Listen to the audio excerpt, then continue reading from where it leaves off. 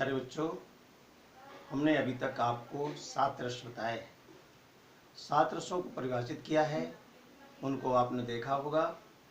अब हम आपको 8वां रस, जो अद्भुत रस है, उसको बताने वाले हैं।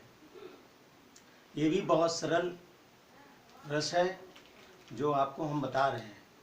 कहीं पर कोई भी चीज़ असाधारण देखी जाए और उसमें आश्चर्य हो जाए तो वहाँ पर अद्भुत रस होता है।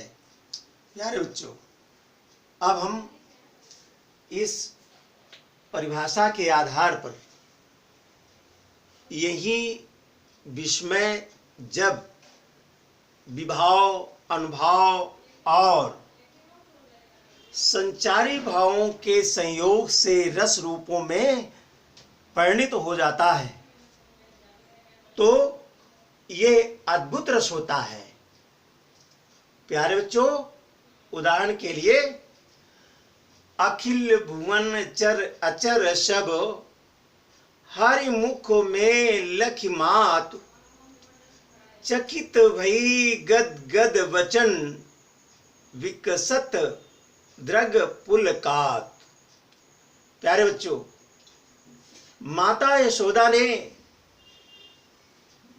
जब श्री कृष्ण ने मिट्टी खाई, उसी में उनको मुख खोलने के लिए कहा था, तो कवि ने काव्य पंक्तियों में उन्हीं के वचनों को संगठित करके इन पंक्तियों में छंद रूप में वर्णित कर दिया है और कहा है, जब उन्होंने देखा यशोदा माँ ने अपने बेटे के मुख को, तो अखिल भुवन, सारे भुवन और चर अचर, सब सारे भुवन और उसमें चर और अचर सभी, हरि मुख में लखि मात, और हरि के मुख में माँ यशोदा ने सारे, लखि माने देख कर,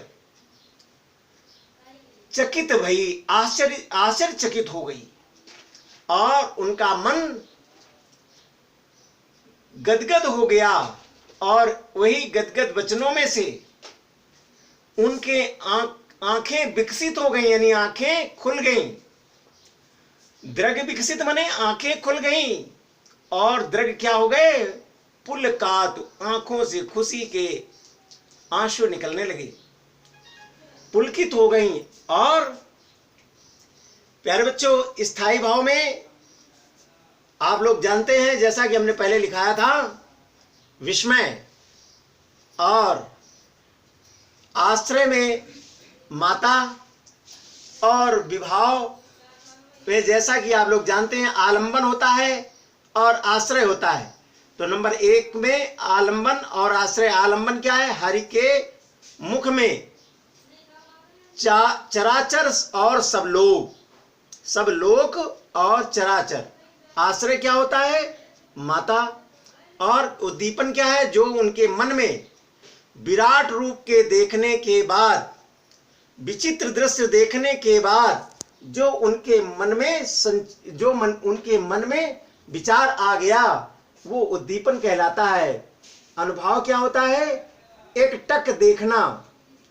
और जब ऐसा देख कर ऐसा देखा तो श्री कृष्ण को उनकी मां एक टकटकी लगाकर देखती रही और गदगद वाणी से नेत्र उनके विकसित हो गए, पुलकित हो गए। इसी प्रकार से ये अनुभव होता है। जब कोई आश्चर्य की बात होती है तो ये दशाएं, प्यारे बच्चों, उस व्यक्ति पर हो जाता है। उन साहित्यिक पंक्तियों पर ऐसा विचार उत्पन्न होता है और लिखित होता है।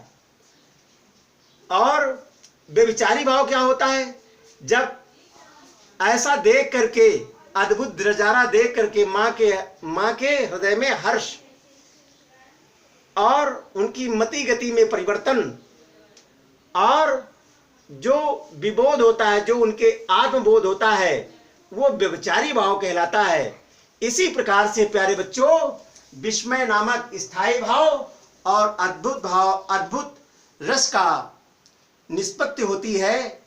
प्यारे बच्चों, ये अद्भुत रस जो आश्चर्य से संलिप्त होता है, जहां पर आश्चर्य कोई चीज हो जाती है, वहां संक्षेप में ये कह दे कि अद्भुत रस होता है। कोई आश्चर्य की बात हो, अद्भुत रस ही होता है। प्यारे बच्चों, ये आपका अद्भुत रस कंप्लीट हुआ। Thank you.